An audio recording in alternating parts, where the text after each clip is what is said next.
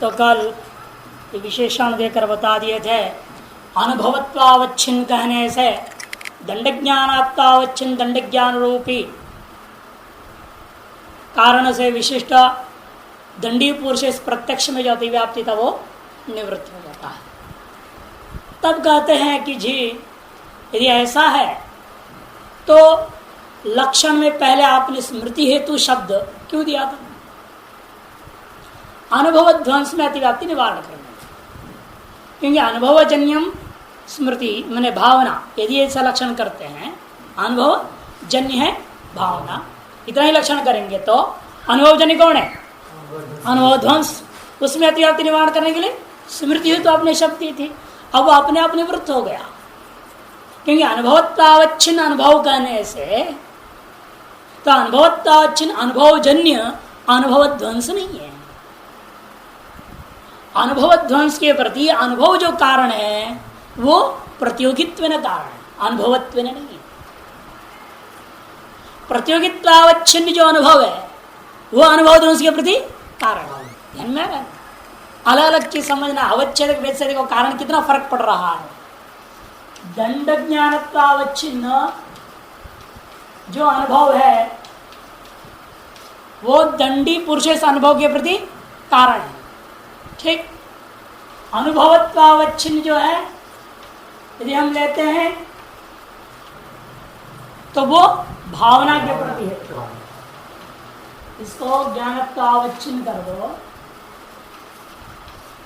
दंडी पुरुष के प्रति कारण। और प्रतियोगित्वावच्छिन्न ये जो है ध्वंस के प्रति, इसका अनुभव सर्वत्र किस चीज का विशेषण है? अनुभव का विशेषण है। तीनों दंडी ज्ञानत्वावच्छिन्न जो अनुभव है वह दंडी पुरुष के प्रति कारण है। अनुभवत्वावच्छिन्न अनुभव जो है भावना के प्रति कारण है। प्रतियोगित्वावच्छिन्न अनुभव जो है अनुभव ध्वंस के प्रति कारण है। अतः इसी विशेषण से पहले अनुभव ध्वंस में अतिव्याप्ति निवारण करने के लिए जो स्मृति हेतु शब्द दिया था अब जरूरत नहीं है। इसके लिए आपने ये शब्द दिया था क्या? स्मृति हेतु शब्द ध्वंस में अतिव्याप्ति निवारण करने के लिए स्मृति हेतु शब्द आपने जो दी दिया वो जरूरत नहीं रहा, क्योंकि अनुभवत्वावच्छिन्न अनुभव को हम भावना के प्रति कारण करने कहने से वह अतिव्याप्ति होगा ही नहीं अनुभव ध्वंस में, क्योंकि अनुभव ध्वंस के प्रति अनुभव जो कारण है वो प्रतियोगित्व न कारण है, न कि अनुभवत्व न। इसलिए इस विशेषण के द्वारा इसमें भी अतिव्याप्ति निवारण हो गया, इसमें भी अतिव्याप्ति निवारण हो गया। ध्वंस में अनुभव ध्वंस में भी अतिव्याप्ति निवारण हो रहा है। दंडी पुरुष इत्यादि प्रत्यक्ष में जो अतिव्याप्ति था वो भी निवारण एक विशेषण से ही हो सकता है। तो यह विशेषण जो विशेषण जो था लक्षण में पहले, इसकी कोई जरूरत नहीं रहा, ये पूर्व पक्ष कहेगा। ये दूसरा भाग आज शुरू हो रहा है। ननु एवं स्मृति हेतुत्व विशेषण वही अर्थ्यम, जो स्मृति हेतुत्व रूपा विशेषण था वो व्यर्थ हो जाएगा। यदि आप दंडी पुरुष प्रत्यक्ष में अतिव्याप्ति निवारण करने के लिए अनुभवत्वावच्छिन्न विशेषण दे देते हो, अनुभव में कारणतावच्छेदक को अनुभवत्व में ग्रहण करते हो, तो दंडी ज्ञानत्वावच्छिन्न जो कारणता थी अनुभव में दंडी पुरुष के प्रति, उसमें अतिव्याप्ति निवारण स्वतः हो गया। जैसे वैसे अनुभव ध्वंस के प्रति जो अनुभव में कारणता थी वह प्रतियोगित्वावच्छिन्न कारणता होने से अनुभवत्वावच्छिन्न कारणता नहीं है।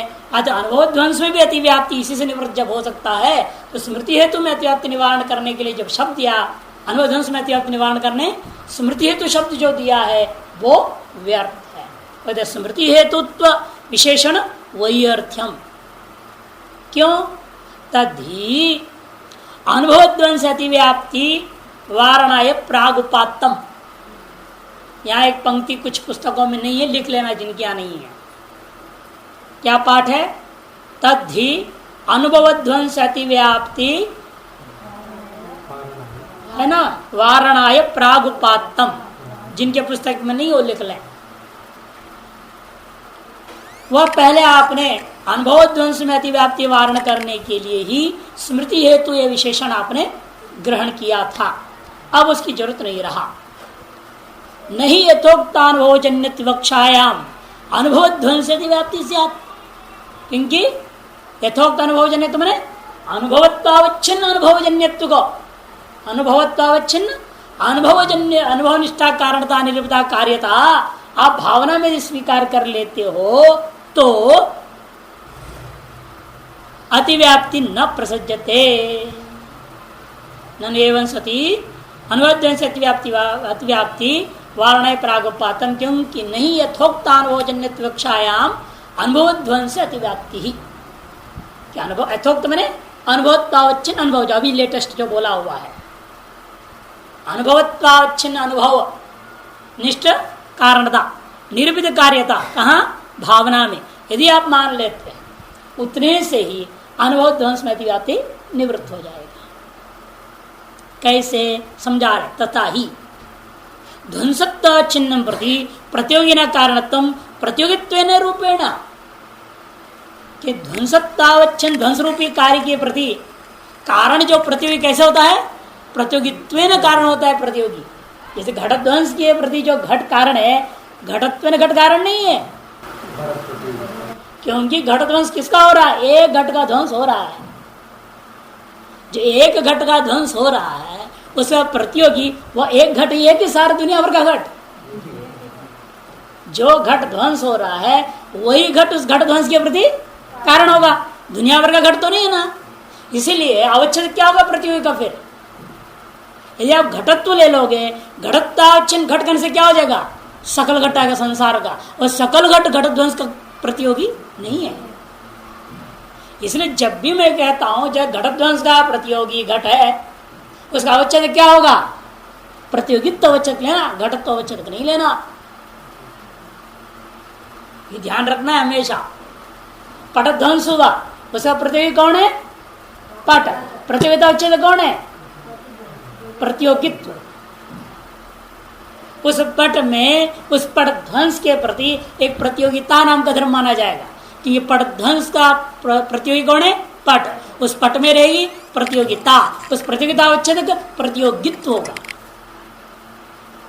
तो प्रतियोगितावच्छिन्न प्रतियोगिता जो पट है वही पट ध्वंस के प्रति कारण होगा, न कि पटत्वावच्छिन्न पट। वो कारण नहीं है पट ध्वंस के प्रति, क्योंकि दुनिया भर के सारे कपड़े थोड़े जल के राख हो रहे हैं, या नहीं। इसलिए ध्वंस के एक सामान्य नियम है, कोई भी उसका प्रतियोगी हो गए लेकिन उसका अवच्छेदक सदा प्रतियोगित्व ही होगा, तत्त वस्तु का धर्म नहीं लेना। अतएव अनुभव ध्वंस के प्रति जो अनुभव प्रतियोगी हो रहा है उसका अवच्छेद क्या होगा, प्रतियोगित्व होगा, न कि अनुभवत्व। इसलिए प्रतियोगितावच्छिन्न अनुभव अनुभव ध्वंस के प्रति कारण होगा। किसी के एक ही अनुभव है, कारण हो रहा है, लेकिन अलग अलग वस्तु के प्रति अलग अलग अवच्छेदन कारण बन रहा है। दंडी पुरुष इत्याकर प्रत्यक्ष अनुभव के प्रति जो दंड ज्ञानत्वावच्छिन्न दंड ज्ञान अनुभव है वो कारण है। भावना के प्रति अनुभवत्वावच्छिन्न अनुभव कारण है, ध्वंस के प्रति प्रतियोगितावच्छिन्न अनुभव कारण हो रहा है। ध्यान में गया ना।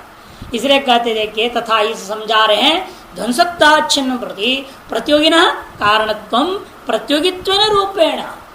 जो भी प्रतियोगी कारण होगा उसका अवच्छेदक होगा प्रतियोगित्व रूप से ही हमेशा वो कारण बनेगा। अतः तत्त ध्वंसत्वावच्छिन्न प्रति च तत्त प्रतियोगी व्यक्ति है तत्त व्यक्तित्वेन इत्येवं। इसलिए क्या होगा, तत्त जो ध्वंसात्मक घट ध्वंस पट ध्वंस तत्त ध्वंस, जिस घट का ध्वंस हो रहा है उस घट एक घट का ध्वंस हुआ तो उस एक घट ध्वंस के प्रति उस एक घट में जो प्रतियोगित्व है वही कारण होगा। इसलिए कहते हैं तत्त ध्वंसत्वावच्छिन्न प्रति च तत्त प्रतियोगी व्यक्ति कारण बन रहा है, और तत्त प्रतियोगी व्यक्ति में तत्त व्यक्तित्व नहीं वही कारण बनेगा। अथवा क्या कह सकते हैं आप, एक घटनिष्ठ प्रतियोगित्व लेना। तो प्रतियोगिता वचन कहूंगा ना, जिस अनुभव का ध्वंस हुआ, जिस अनुभव का ध्वंस हुआ उस अनुभव व्यक्ति को लेना। अर्थात एतद अनुभव विशेषण एतद माने यह अनुभव जिसका ध्वंस हुआ है उस अनुभव में रहने वाला प्रतियोगितावच्छिन्न एतद अनुभव निष्ठ प्रतियोगितावच्छिन्न एतद अनुभव का अनुभव ही अनुभव ध्वंस के प्रति कारण है। इसलिए एतद घटनिष्ठ प्रतियोगितावच्छिन्न जो एतद घट है वही एतद घट ध्वंस के प्रति कारण होगा। ऐसे प्रत्येक को व्यक्ति विशेष रूप में नहीं लेना पड़ेगा कार्य कारण भाव। सामान्य जाति को लेकर कहोगे तो सारा का सारा संसार का वस्तु क्या हो जाएगा, ध्वंस के प्रति कारण हो जाएगा। लेकिन ध्वंस सकल पदार्थ का हो नहीं रहा है, सकल घटका नहीं है, सकल पटका नहीं है, यत किंचित घट यत किंचित पटका हो रहा है। इसलिए तत्त व्यक्ति विशेषत्व नहीं हमें लेना पड़ेगा। जैसे कौन मर गया पूछा, अरे रामलाल नाम का आदमी मर गया। अरे रामलाल नाम का व्यक्ति तो सैकड़ों हैं, क्या दुनिया भर के सब रामलाल मर गए? आपको कहना नहीं, वो जो श्यामलाल का बेटा रामलाल वो मरा।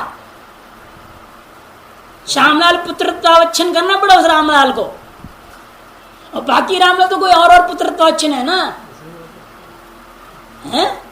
वो भी श्यामलाल का बेटा हो सकता है। तो दादा का नाम लो, फिर गोत्र बदलो, तो कहीं है ना गहराई में जाना पड़ता, अतिव्याप्ति होते रहेगा। तो जब तक अतिव्याप्ति पूर्णतया निवृत्त नहीं होता है तब तक विशेषण को देना पड़ेगा। इसे तत्त व्यक्ति विशेष में ही हमें प्रतियोगिता उच्छेदक लेना ज्यादा सरल होता है। एक तत्त व्यक्तित्व इत्येवं ध्वंस प्रतियोगिनो कार्य कारण भाव। इसी प्रकार हमेशा ध्वंस और प्रतियोगी के बीच में कार्य कारण भाव का निश्चय होता है। तथा च ध्वंसनिष्ठ कार्यता निरूपिता या अनुभव निष्ठा कारणता। इसलिए सामान्य में क्या बन रहा है, ध्वंसनिष्ठ जो कार्यता है, कौन सा ध्वंस, अनुभव ध्वंस लेना यहाँ पर। अनुभव ध्वंस निष्ठा या कार्यता वह उससे निरूपिता या अनुभव निष्ठा कारणता, जो अनुभव निष्ठा कारणता है वह केन धर्मावच्छिन्न है। तस्याम प्रतियोगित्व अवच्छेदकम, क्या लूंगा, या तो केवल प्रतियोगित्व को अवच्छेद कर दूंगा, अथवा तत्व व्यक्तित्व, तत्व जो अनुभव, जिस अनुभव का ध्वंस हुआ उसी अनुभव को लेना। तत्व व्यक्तित्व ले लो अथवा प्रतियोगित्व को ले लो। न तो अनुभवत्व अपनी है ना, अनुभव ध्वंस का कारण अनुभव जो का अवच्छेदक अनुभवत्व कभी नहीं हो सकता, क्योंकि अनुभव सकल अनुभव का ध्वंस नहीं हो रहा है। यदि सकल अनुभव का ध्वंस होगा तो आगे अनुभव ही नहीं होएगा।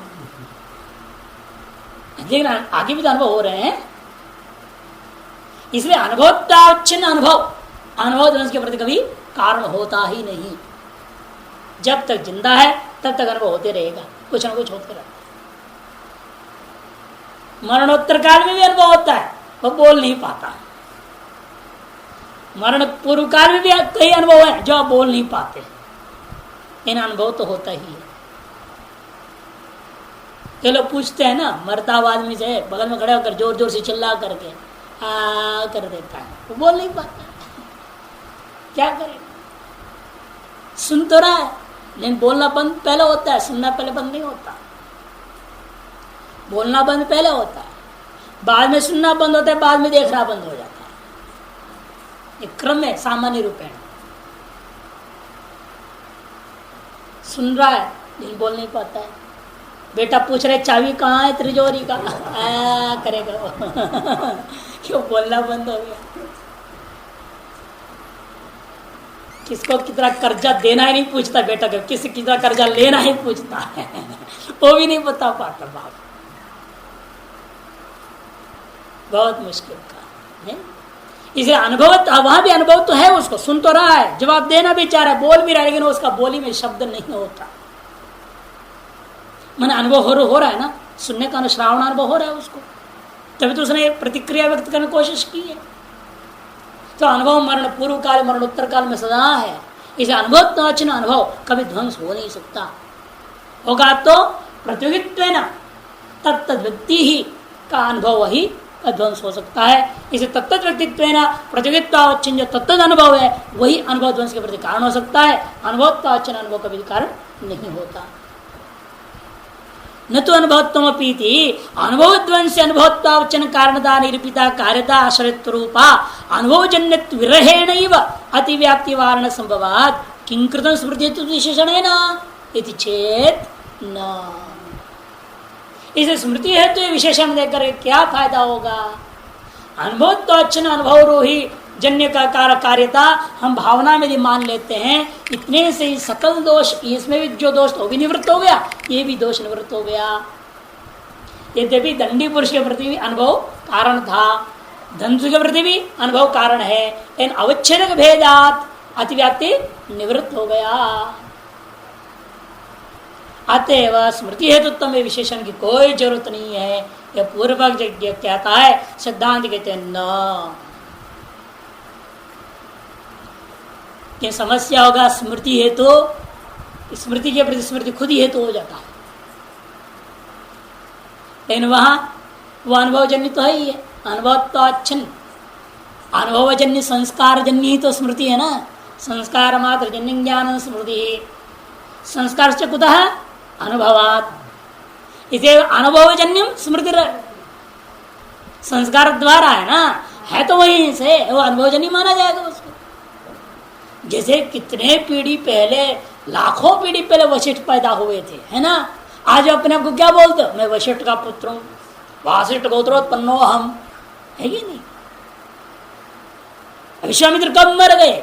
वो आप कब पैदा हो रहे हो? विश्वामित्र गोत्रोत्पन्न, मैं विश्वामित्र का बेटा हूं। वो परंपरा से मानते हो।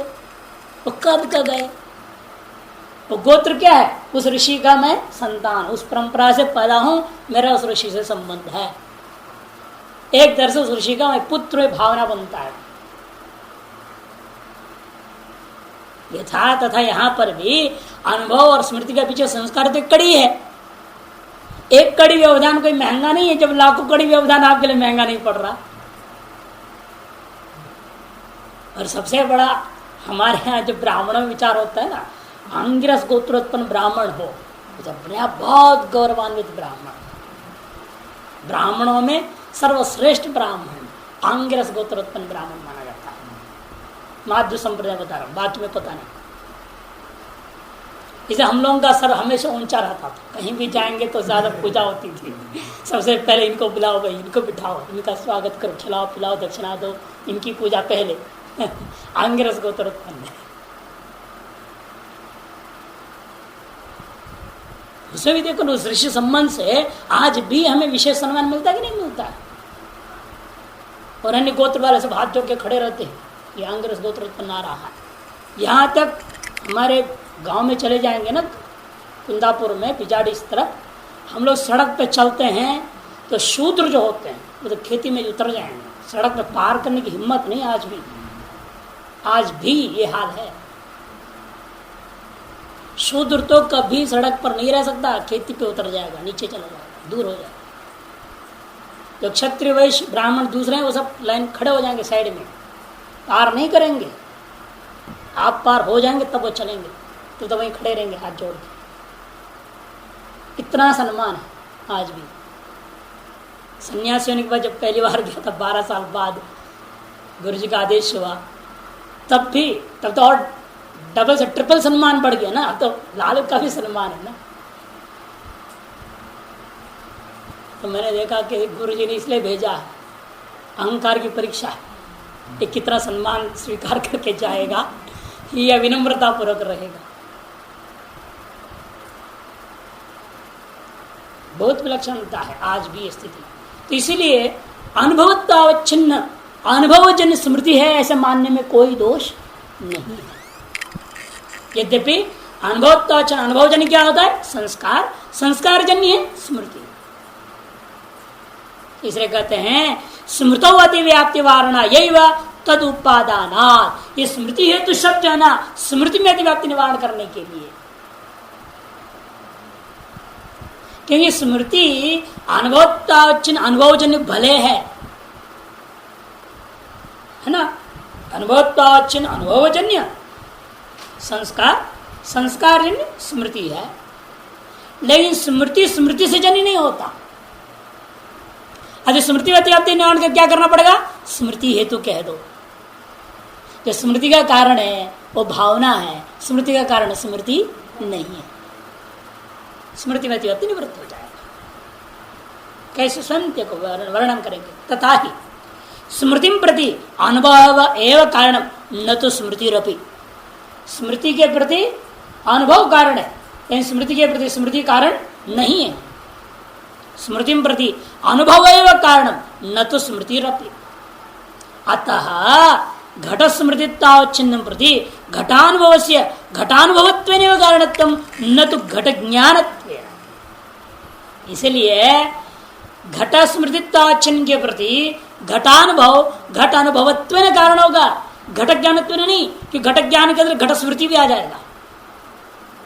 घट ज्ञान केवल घट ज्ञान घट ज्ञान कहोगे ना, वो यथार्थ ज्ञान भी हो सकता है, घट ज्ञान यथार्थ घट ज्ञान भी हो सकता है, स्मृति घट ज्ञान भी हो सकता है। कि ज्ञान कहने से तीन हिस्सा आ जाता है हमारे सामने, यथार्थानुभव, अयथार्थानुभव, स्मृति, तीनों को हम ज्ञान सबसे लेते हैं। इसलिए यदि केवल कहोगे ज्ञान घट ज्ञान घट ज्ञान, तो समस्या क्या हो जाएगा? वह घट ज्ञान कौन सा है? यथार्थ अनुभव है, अयथार्थ अनुभव है, यह स्मृति है, ये क्या पता चलेगा? इसलिए आपको जब कभी भी स्पष्ट कथन करना है तो वो कहना पड़ेगा घट अनुभवत्वावच्छिन्न घट ज्ञान, घट स्मृतित्वावच्छिन्न घट ज्ञान, घट भ्रमत्वावच्छिन्न घट ज्ञान, भेद करना पड़ेगा।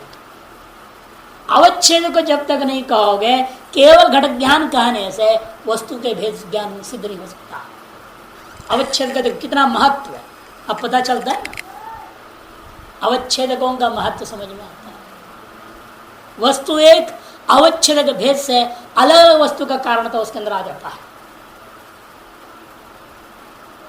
इसलिए कहते देखो घटानुभवस्य घटानुभवत्वेनैव घट का कारणत्वम न तो घट ज्ञानत्वेन, घट ज्ञानत्वेन जो है घट ज्ञान घट स्मृति के प्रति कारण नहीं होता, घट स्मृति के प्रति घटानुभवत्वेन घट ज्ञान कारण होता है। क्योंकि यदि वह घट स्मृति यथार्थ स्मृति है तो घट यथार्थ अनुभवत्वेन कारण कहना पड़ेगा। और आजकल घट स्मृति बोल रहा हूं, और यथार्थ स्मृति भी हो सकती है, इसलिए घटानुभवत्वेन बोलूंगा वह अयथार्थ अनुभव भी हो सकता है। इसलिए जैसी स्मृति वैसा अनुभव कारण। घट का यथार्थ स्मृति हो रहा है तो घट का यथार्थ अनुभवत्वावच्छिन्न घट यथार्थ अनुभव ज्ञान ही कारण होगा। घट की यथार्थ स्मृति है तो घट का यथार्थ अनुभवत्वावच्छिन्न घट यथार्थ अनुभव ज्ञान ही कारण होगा। इसे घट स्मृति जैसी है वैसे कारण भी लेना पड़ेगा, उसका अवच्छेदक भी उसी प्रकार से लेना पड़ेगा। न तो घट ज्ञानत्वेन तथा च घट स्मृति निष्ठ कार्यता निरूपिता या घटानुभव निष्ठा कारणता। इसलिए घट स्मृति निष्ठ कार्यता निरूपित घटानुभव निष्ठ कारणता तस्याम घटानुभवत्वम अवच्छेदकम। घटानुभव अवच्छेदक है, केवल अनुभव अवच्छेदक नहीं है। घटानुभवत्वम अवच्छेदकम तेन अनुभवत्वावच्छिन्न कारणता निरूपित कार्यता शर्त स्मृतौ विद्यमानत्वात्। इसलिए अनुभवत्वावच्छिन्न कारणता निरूपित कार्यता शर्त स्मृति में भी विद्यमान है। इसलिए जो विशेषण पर दिया ना, इससे स्मृति में अतिव्याप्ति हो रही है। अनुभवत्वावच्छिन्न अनुभवनिष्ठ कारणता निरूपिता कार्यता जैसा भावना में है वैसा स्मृति में भी गई लक्षण, तो अतिव्याप्ति हो गया। निवृत्ति कैसे करूंगा? स्मृति हेतु एक शब्द। स्मृति के प्रति स्वयं स्मृति कारण नहीं होता, स्वयं के प्रति स्वयं कोई कारण नहीं। स्वस्य स्वयं जनको भवितुम न रहती सिद्धांत है, स्वस्य स्वयं जनको न भवती। आपका पिता आप ही नहीं होते, आपका माता आप ही नहीं होते, आपका माता पिता कोई दूसरे होते, इसे स्वस्य स्वयमेव जनको न भवती। अपना हम स्वयं ही जन्म का कारण हम है, लेकिन जनक नहीं है। दोनों बहुत अंतर है। अपने जन्म के कारण हम खुद हैं, खुद अज्ञानी थे, मूर्ख थे, कर्म धर्म पाप पुण्य पाप कर बैठे हैं जन्म जन्मांतर, तब तो जन्म हुआ है। तो अपने जन्म के विरुद्ध हम कारण जरूर है, लेकिन जनक नहीं है। दोनों में बहुत अंतर है। जनक तो पिता होगा, पुत्र स्वयं पिता नहीं होता है ना, किसी पिता से उत्पन्न है। इसे स्वस्य स्वयं जनको न भवति, इस न्याय के आधार पर स्मृति के प्रति स्वयं स्मृति कारण नहीं है। अतः स्मृति तो कहने से स्मृति में अतिव्याप्ति निवृत्त हो जाएगा। अतिव्याप्ति वारणाय स्मृति तुम उत्तम नहीं, स्मृति ही स्मृति हेतु से साफ बोल दिया। स्मृति जो है स्वयं स्मृति के प्रति कारण नहीं है। अतः नात्र अतिव्याप्ति आलम, इसलिए कोई अतिव्याप्ति दोष अब नहीं रह गया। इसलिए प्रत्येक बार लोग सोचते ना इको एंड एक बार बोल दिया अनुभव हो गया, दूसरे बार इको एंड बोल रहा हूँ स्मृति है, नहीं है। हर बार इको एंड बोलोगे तो हर बार अनुभव होता है। हर बार अनुभवत्व नहीं कोई एंड आपकी दृढ़ स्मृति के प्रति कारण होता है। नहीं एक बार इको एंड कह दो, बाद में अपने आप इको एंड होते रहे, स्मृति संस्कार कारण का अनुभव नहीं होता। बार बार बोलना पड़ता ना, इसीलिए फिर भी भूल जाते। इसे अनुभव भी परिपक्व नहीं है, इसे संस्कार परिपक्व नहीं हो रहा है। कभी कभी स्मृति हो जा रही है, कभी नहीं होती है। इसका मतलब क्या है? यदि स्मृति के प्रति स्मृति कारण हो जाता, जितनी बार मैं स्मरण करता हूं आगे और दृढ़ होते जाना चाहिए, नहीं होता है। बल्कि कई बार 2-4 बार स्मरण करते हुए संस्कार ही खत्म हो जाते हैं। बार बार उसका अनुभव करना पड़ता है, बार बार श्रवण करना पड़ता है, स्वयं को सुनाना पड़ता है। इसे स्मृति के प्रति स्मृति कारण नहीं होता। वस्तु को स्मरण से राग बढ़ता है, तो है जो कोई वस्तु का स्मरण से राग बढ़ता है, राग बढ़ता है वस्तु का स्मरण से। वस्तु का स्मरण नहीं बढ़ा, राग अलग चीज है, स्मृति अलग चीज है। राग और स्मृति कार्य का अनुभव है। जितने बार स्मरण करोगे राग मजबूत होते जाता है। वो कौन मना कर रहा है? हम स्मृति से स्मृति की मजबूती नहीं होती ये कह रहे हैं। अलग अलग कार्य का अनुभव में मना थोड़ी कर रहे हैं। बार बार किसी विषय का स्मरण करो, उस विषय दृढ़ होता है, स्मृति दृढ़ नहीं होती है। उस विषय का संस्कार दृढ़ होते जाता है कि स्मृति के साथ उस विषय का अनुभव भी होता है। मानस अनुभव करते हो बार बार बार बार, वह मानस अनुभव ही संस्कार की दृढ़ता का कारण बन जाता है। पल्लव तल्लज कल्पना कल्पान अल्प जल्पे न अलम। कहते फालतू की इतनी लंबा चौड़ा 2 विशेषण थे, उसकी जो अतिव्याप्ति उनका निवारण करने के लिए इतना विस्तार से जो समझाया है, उसी तरह से है जैसा कोई कवि चैत्र मास में वसंत ऋतु में निष्पन्न में नए कोमल पत्तों का वर्णन करने में बहुत मोटा पुस्तक लिख दे हुए, जैसा व्यर्थ प्रलाप होता है तद्वत इतना विस्तार जो मैंने कथन किया है ये फालतू ही है। सीधी सादी बात थी, पदकृतिकार ने कह दिया था। दोनों विशेषणों का अतिव्याप्ति कैसे निवृत्त हो रहा है, इतना विस्तृत चर्चा जब किया गया है। उसी प्रकार है जैसा पल्लव तल्लज कल्प। पल्लव तल्लज कल्प, पल्लव मने पत्ता, उसका तल्लज मने नूतन नया पत्ता की श्रेष्ठता। पल्लव हो गया नया पत्ता, तल्लज मने उसकी श्रेष्ठता का वर्णन के सदृश अनल्प जल्पेन। ये जो बहुत कथन जो हो गया है वो इतना ही बहुत है। अस्तु अलम पर्याप्तम भवति। अच्छा अब आइए स्थिति स्थापक का लक्षण। मूल में अन्यथा कृतस्य पुनस्तदवस्था आपादक स्थिति स्थापक संस्कार विशेष कटादि पृथ्वी वृत्ति ही। अन्यथा कृतस्य पुनः तदवस्था आपादक संस्कार। अन्यथा कृत है कोई भी चीज है, मान लो आप कैलेंडर देखा है, रोल करके रख देते हैं गोल करके। चटाई है, गोल करके रख देते हैं। कोई भी चीज है इस तरह से आप बना के जो रख दो, एक तरह से तय करके रख दीजिए, सो खोल देंगे तो क्या होता है, फिर वो भागता है वापस। वो जो पहले बार तो सीधा ही था, लेकिन गोल करके रखे हुए अवस्था में उसके ऐसे एक संस्कार विशेष बन गया। जब जब आप उसके अन्यथाकरण करेंगे, वह पुनः तद अवस्था को प्राप्त करने का जो प्रयास करने के प्रति जो कारणभूता वस्तु उसके अंदर है, उस संस्कार विशेष का नाम स्थिति स्थापन। कहता है कहाँ ये? कटादि पृथ्वी वृत्ति ही। कट मने चटाई, आदि पृथ्वी मात्र में वृत्ति है।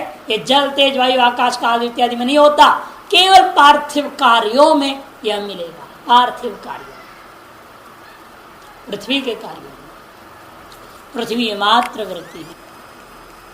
अच्छा, इस पर न्यायबोधनिकार ने कुछ नहीं कहा।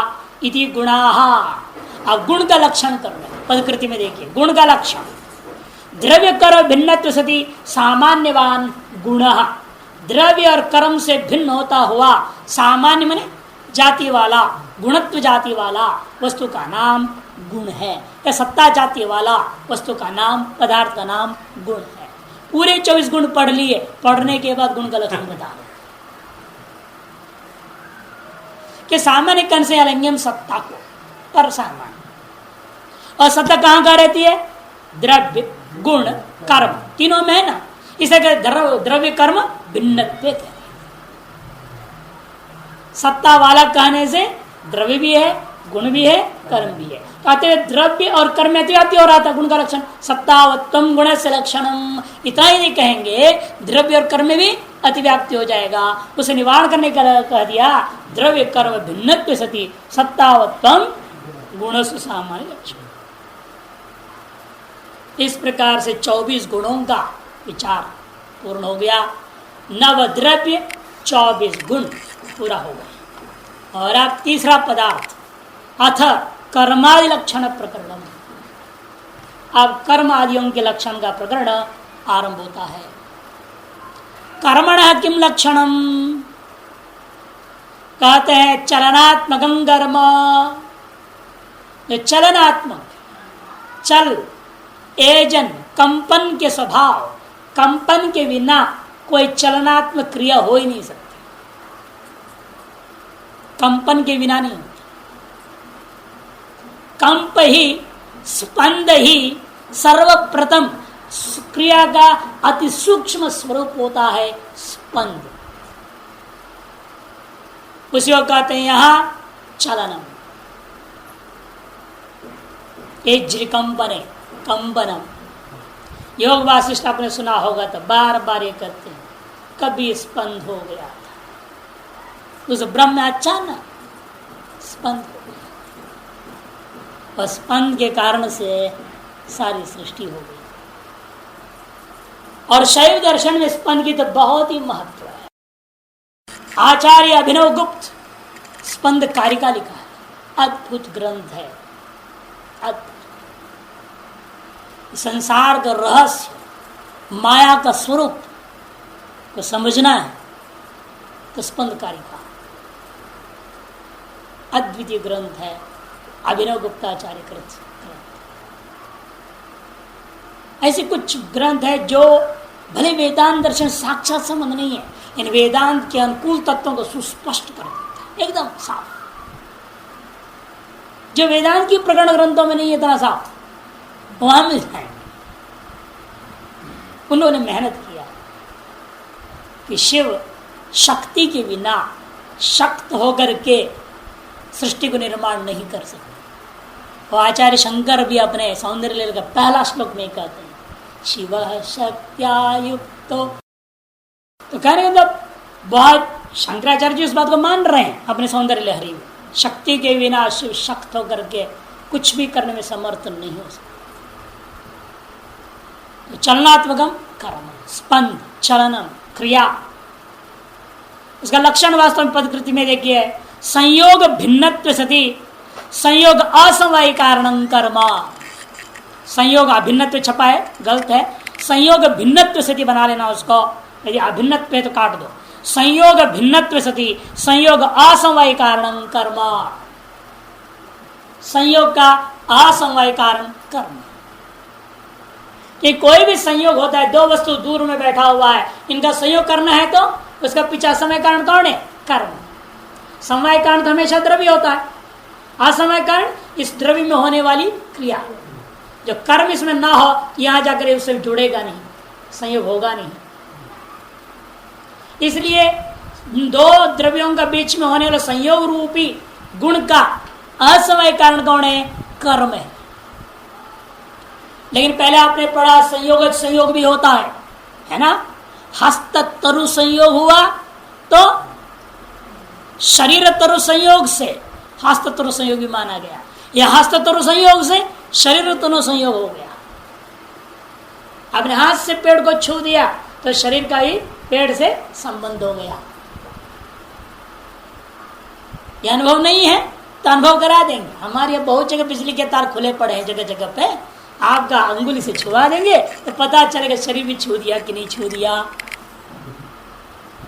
पूरा शरीर कम जाता है कि नहीं, चिल्लाता है आदमी, बच के भागता है। तो हस्त तरु संयोग से शरीर तरु संयोग भी होता है। वहां पर शरीर तरु संयोग के प्रति हस्त तरु संयोग क्या है? असमय कारण। अतः संयोग के प्रति संयोग असमय कारण हुआ कि नहीं हुआ? इस संयोग असमय कारण में इतना लक्षण करूंगा, ऐसे संयोगों में अतिव्याप्ति हो जाएगा। वह ना हो इसे क्या करना पड़ेगा?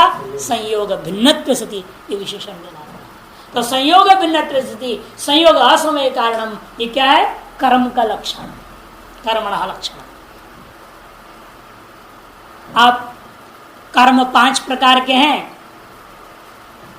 उत्क्षेपण, अपक्षेपण, आकुंचन, प्रसारण, गमन। उन्हीं 5 के एक को अलग बता रहे। देखिए ऊर्ध्व देश संयोग हेतु उत्क्षेपण। वस्तु नीचे है, उसकी ऊर्ध्व देशों के साथ संयोग होने के प्रति जो कारण होता कर्म है उसका नाम उत्क्षेपण, ऊपर की ओर फेंकना। किसी वस्तु के ऊपर की ओर फेंकोगे तो उस वस्तु को ऊपर के देशों के साथ संयोग होते जाता है। इसके कारणीभूत जो कर्म आपके हाथ से हुआ उसका नाम उत्क्षेपण। अधोदेश संयोग हेतु अपक्षेपण, और ऊपर से नीचे की ओर फेंका। नीचे नीचे अलग अलग देशों में अधो देशों के साथ संयोग होते हुए जमीन तक चला जाता है वस्तु, कहीं न कहीं रुकता है जाकर के। वह नीचे के देशों के साथ संयोग की प्रति कारणीभूता जो कर्म आपने किया है उस कर्म का नाम अपक्षेपण। शरीर से सन्निकृष्ट संयोग हेतु आकुंचन, शरीर का सन्निकृष्ट संयोग, अपने हाथ है सामने उसको अपने ओर लाए, ये सन्निकृष्ट संयोग का प्रति कारण हो, उसका नाम क्या है? आकुंचन। और नजदीक में रहने हाथ को हमने फैला रहे हैं, उसका नाम प्रसारण। वे प्रकृष्ट संयोग है तो प्रसारण। इसी प्रकार से धान्य राशि है, यूं बटोर दिया, उसको बटोर कर दिया तो क्या हुआ? सन्निकृष्ट संयोग कर रहे हो, बटोरने का नाम आकुंचन। फैला दो उसको, उसका नाम प्रसारण। अन्य सर्वम गमनम, फिर कूद ना फांग ना ये सब दुनिया भर के अन्य जो होते हैं ये सब क्या है? गमन कोटि में ले लेना। यदि भी सब कुछ गमन ही है, ऊपर की ओर जाना भी गमन है, नीचे की ओर जाना भी गमन है, फैलना भी गमन है, आकुंचितन होना भी, संकोचन भी गमन ही है। लेकिन शिष्य बुद्धि वैशध्यार्थम विभाग पूर्वक समझा दिया। और अन्य सर्वम गमनम में अन्य सर्वम कानिचितानी, वे कौन कौन है? कहते पाणिनि धातु पाठ पढ़ लेना। धातु पाठ पढ़े हो? नहीं पढ़े। धातु पाठ देखा भी नहीं होगा कईयों ने, तो जिन्होंने देखा है तो ठीक है, देखा नहीं अभी तक ना, कई लोगों ने देखा नहीं है। धातु पाठ, परिभाषा पाठ, गण पाठ, ये सब पुस्तक अलग अलग होते हैं, छोटे छोटे पुस्तक मिलते हैं, उनको देखना चाहिए। सारे धातुओं का वर्णन मिलता है उसमें। 2228 धातु में से लगभग 2000 धातु पाणिनिकृत धातु पाठ में विद्यमान है। शेष सूत्रों में छिपा हुआ है। सौत्र धातु हम लोग कहा करते हैं उसको, सौत्र धातु सूत्रों में विद्यमान है, धातु पाठ में विद्यमान नहीं है। तो अष्टाध्यायी सूत्र पाठ है कि नहीं?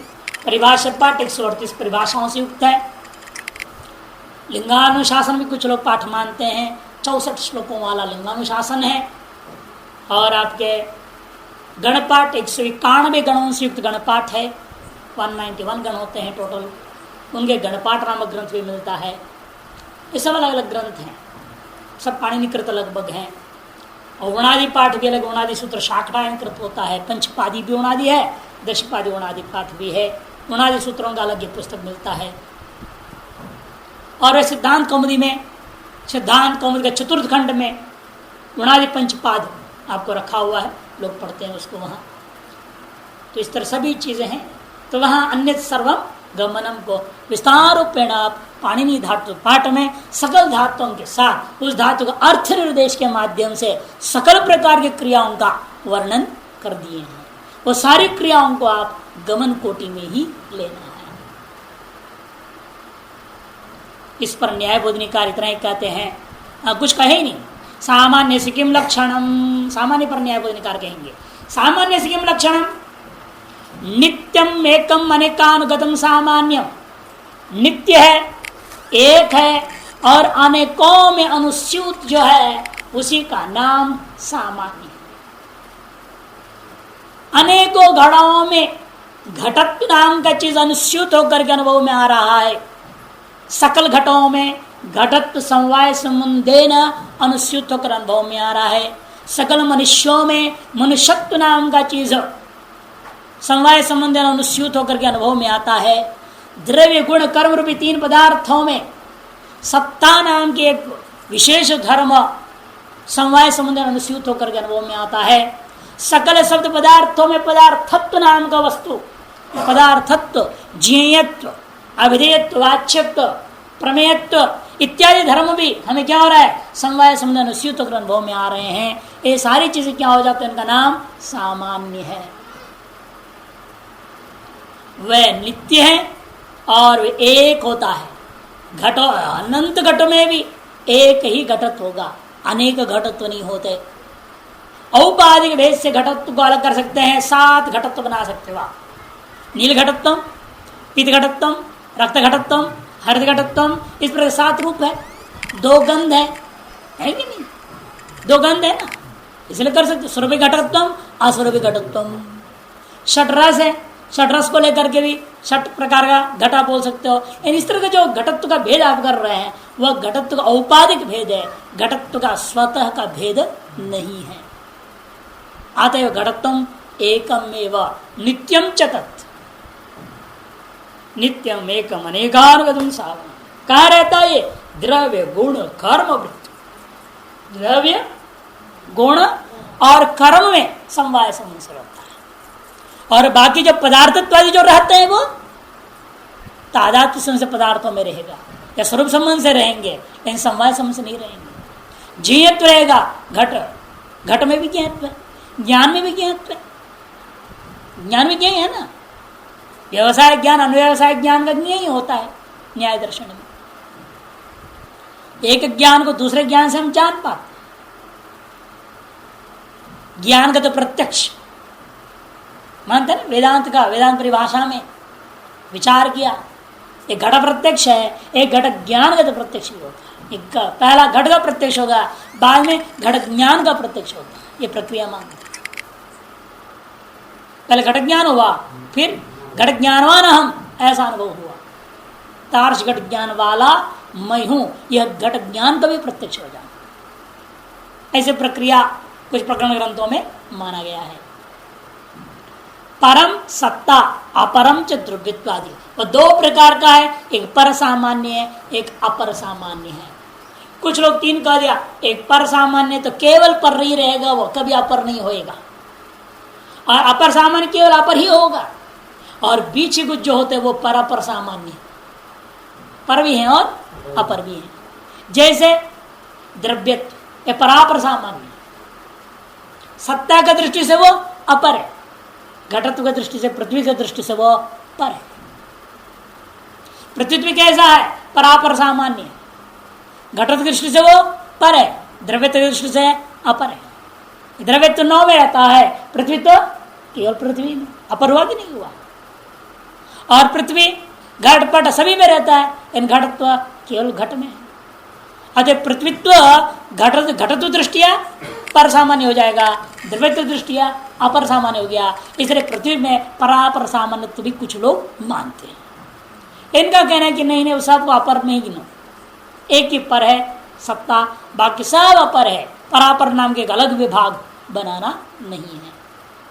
अपरम द्रव्यत्वादि, इस पर न्याय बोधनिकार कहते हैं सामान्यम निरूपयते नित्यम एकमिति, नित्य तो सदी अनेक संवेदत्व सामान्य लक्षण, नित्य होता हुआ अनेकों में समवाय संबंध रहने वाला वस्तु का नाम सामान्य है। नित्यत्व विशेषण अनुपादाने अनेक संवेतत्व से संयोगादो सत्वात् तत्राति व्याप्ति तद्वारणाय नित्यत्व विशेषण। कहते कि देखिए नित्यत्व में विशेषण निकाल दो, लक्षण कितना बचेगा? अनेक संवेतत्व, इतना लक्षण रहेगा, है नहीं? अनेक संवेतत्व। ये जो संयोग रह रहा है कहाँ है? संयोग दो में रह रहा है। हमेशा संयोग क्या होता है? दो में। विभाग दो में, परत परत दो में। इनको क्या कहते हैं? इसलिए हम अव्याप्य वृत्ति गुण आता ना पहले, अव्याप्य वृत्ति गुण और व्याप्य वृत्ति गुण। अव्याप्य वृत्ति गुण हमेशा अनेकों में समय समय से रहता है। अनेक का मतलब यहाँ एक से ज्यादा, यानी कि बहुत, ऐसा अर्थ नहीं है। दो का नाम भी अनेक है, न एक कही थी अनेक। इसे दो के पीछे रहने वाले संयोग को भी हम क्या कहेंगे? अनेक में समय समय से रहने वाला। इसलिए अनेक में समय समय से रहने वाला वस्तु कौन हो गया? संयोग। लक्षण किसका कर रहे थे? सामान्य का, चला गया संयोग में। इसे क्या कहना पड़ेगा? नित्यत्व। और संयोग आदि क्या है? ये अव्याप्य प्रतिगुण अनित्य होते हैं, ये नित्य नहीं है। इसलिए अतिव्याप्ति निवृत्त हो गया। नित्यत्व विशेषण उपादाने अनेक संवेतत्व संयोग सत्वा संयोग विभाग आदि अव्याप्य वृत्ति गुणों में विद्यमान होने से तत्र अतिव्याप्ति ही, वहां अतिव्याप्ति हो जाएगी। तद्वारणाय, उसमें अतिव्याप्ति निवारण करने के लिए नित्यत्व विशेषणम। चलो फिर नित्यत्व इतना लक्षण कर दो। नित्यम तत्सामान्य, जो नित्य है उसी का नाम सामान्य कह दो। तो नित्य परमाणुवाद भी है। कहते अनेक संवेत अनुपादाने नित्यत्व मात्र उपादाने आकाशादवधि व्याप्ति ही, आकाशादि सकल नित्य पदार्थों में व्याप्ति हो जाएगा। तद्वारणाय अनेक संवेतत्व। कहते इतना ही करो, फिर संवेतत्व अनेकत्व को निकाल दो। नित्यत्व सति समवेतत्व, ऐसा है कह दो। क्या कहूंगा? नित्यत्व सति संवेतत्व, ऐसा लक्षण कर दीजिए। अनेकत्व अनुपादान है, कहीं कहीं पर अनेक संवेतत्व अनुपादान पाठ है तो संवेतत्व को काट देना, अनेकत्व अनुपादान ऐसे पाठ बना लेना। अनेकत्व अनुपादान ऐसे पाठ करो। अनेक संवेतत्व अनुपादान यदि पाठ है तो, और संवेद शब्द को काट देना, अनेकत्व अनुपादान बना लेना। अनेकत्वानुपादाने, तीसरी पंक्ति न्याय बोधनी पृष्ठ संख्या 105, अंतिम शब्द में अनेक संवेतत्वानुपादाने ऐसा पाठ है, वह समवेत शब्द को काट देना, अनेकत्वानुपादाने। तब लक्षण कितना बचेगा? नित्यत्वे सती समवेतत्वम, इतना ही बचा। अनेक शब्द को आपने निकाल दिया तो नित्यत्व विशिष्ट संवेतत्व मात्रोक्त, देखो आगे ना, आगे अनेकत्व नहीं कहोगे तो लक्षण कितना बचेगा? नित्यत्व विशिष्ट संवेतत्व। इतने ही मात्र को आप लक्षण कह दोगे तो आकाशगत एकत्व परिमाणादौ जल परमाणुगत रूपादौ च अतिव्याप्ति स्यात्। तब क्या हुआ? कहते आकाश का जो एकत्व है वो क्या है? नित्य होता हुआ समय समय से रहता है आकाश में। कि एक का विशेषता क्या है? नित्यगतम नित्यम, अनित्यगतम अनित्यम। कहा था ना, द्वियादि परार्थ पर्यंतास्तु अनित्यमेव।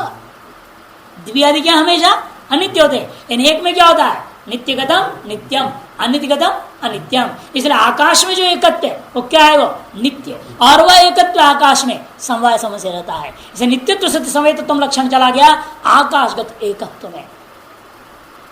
आकाश में एकत्व कैसा है? नित्य भी है और वह आकाश में समवाय संबंध से रहता है, क्योंकि सगुण है। एक क्या है? संख्या, संख्या है गुण, गुण होने से वो गुणी रूप आकाश में समय संबंध से रहेगा। ठीक है ना? इसे नित्यत्व संवेतत्व लक्षण चला गया आकाश का एकत्व में और आकाश का परिमाण में भी।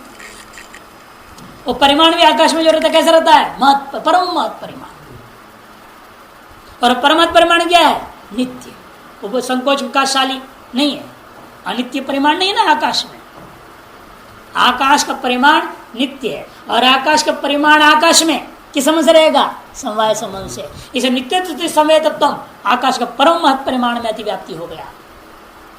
इतना ही नहीं, जल परमाणुगत रूपादो, रूपादियों को आपने क्या कहा था? अन्यत्र नित्यगतम नित्यम, अनित्यगतम अनित्यम। पाकज में, पाकज का जब विचार हुआ था रूपादि चतुष्टय, क्या कहा था वहां पर? पृथ्वी में रहने वाला रूपादि चतुष्टय परमाणु में भी अनित्य है, लेकिन जलादि में नित्य, परमाणु में। अर्थात क्या है? जलीय रूप जल में नित्य रहता है। कौन सा जल? परमाणु जल। जलीय परमाणु में रहने वाला जो परमाणुगत रूप वो क्या है? वो नित्य है। और वह रूप रहता है परमाणु में समवाय संबंध से। तो नित्यत्व सति संवेदत्तम जल परमाणुगत रूप में गया कि नहीं गया? लक्षण जल परमाणु का स्पर्श में, जल परमाणु का गंध में, सभी में चला गया। उसमें रहने वाला सकल गुण नित्य, वहां नित्यगतम नित्यम, वहां पाकज नहीं है। वो दृणुकादि में ही जल में क्या होता है? पाकज होता है, अनित्य हो जाता है। लेकिन जलीय परमाणु, तेजस परमाणु और वायु परमाणु और रूप रसगंध स्पर्श जो भी हैं वे क्या होते हैं? वो नित्य होते हैं और समय समय से रहते हैं। अरे नित्य समय तत्व जल परमाणुवाद में विद्यमान, रूप आदि में लक्षण चला गया, अतिव्याप्त है। जल परमाणुगत रूपादि आकाशगत एकत्व परिमाणादर नित्यत्वात् संवेदत्वाच्च, स्वयं बता रही है कि जल परमाणुगत रूपादि कैसे हैं और आकाशगत एकत्व कैसा है? परमाणादि नित्य होते हुए समय से रहने वाले वस्तु हैं। अतः अनेक संवेद विशेषणम, इसे अनेक संवेद विशेषण देना पड़ेगा। नित्य होता हुआ अनेकों में समय से रहने वाला होना चाहिए। और आकाश मेरा एकत्व आकाश में रह रहा है, वो अनेकों में नहीं रह रहा, क्योंकि खुद आकाश क्या है? एक ही, अनेक है ही। परिमाण भी एक आकाश में रह रहा है, अनेक आकाश तो है नहीं, इसे अनेक समय तक तो उसमें नहीं रहेगा। और परमाणु में रूप भी परमाणु में ही रह रहा है, केवल अनेकों में तो नहीं रह रहा है ना। तत्त परमाणु का रूप तत्त परमाणु में ही रहेगा, इस परमाणु का रूप उस परमाणु में थोड़ी चला जाएगा। एक परमाणु में रहने वाला रूप अन्य परमाणु में भी रहेगा क्या? दो परमाणु में तीन परमाणु तो रहेगा नहीं, इसे अनेक समय तो नहीं रहेगा। जिस परमाणु का जो रूप है उसी परमाणु में रहता है, दूसरों में नहीं रहता। अतएव परमाणु का रूप परमाणु में रहने से वो एक संवेद है, अनेक संवेद नहीं है। इसे अनेकत्व विशेषण देने से अतिव्याप्ति निवृत्त हो जाता है। नीचे टिप्पणकार कुछ कहने जा रहे, देखिए। ननु एकल लक्षण नित्य संयोग अतिव्याप्तम, लेकिन फिर भी नित्य संयोगों में अतिव्याप्ति हो जाए। जो लोग मानते हैं नित्य द्रव्यों का परस्पर जो संयोग है वह भी नित्य है, जैसे यहां पर अब आकाश भी है, काल भी है, दिग् भी है, आत्मा भी है, सब विभू पदार्थ है ना, और विभू है सारे। तो विभू होने से आकाश भी होगा, काल भी होगा, दिग् भी होगा, आत्मा भी होगा, यहाँ पे सभी है। यहाँ पे वो सब आपस में बिना टकराए, बिना लड़ाई झगड़ा किए रहते साथ में, है कि नहीं? और सब विभू है, निरवय होने के नाते सब एक साथ रह पाते हैं। सावय होते तो कैसे बैठते हैं? जैसे आप लोग सावय है, विभू थोड़ी हो सकते हैं। जो सावय होगा विभू नहीं हो सकता, यत्किंचित देशावच्छिन्न होगा।